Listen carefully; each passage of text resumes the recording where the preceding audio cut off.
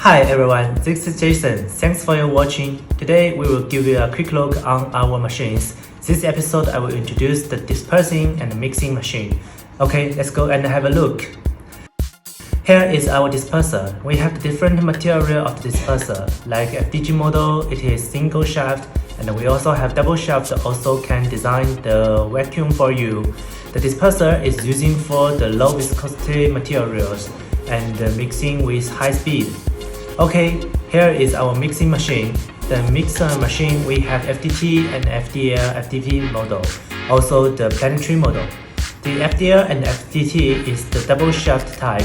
It has the high speed and the low speed both for mixing. The FDV model has the low speed. If your viscosity handling very high with this machine, we can also suggesting you the planetary machine. Okay, that's all. Today we introduce two serious machines brief quick look. Next time we will bring you more information about our machines. And don't forget to follow us. We are the paint and chemical machine.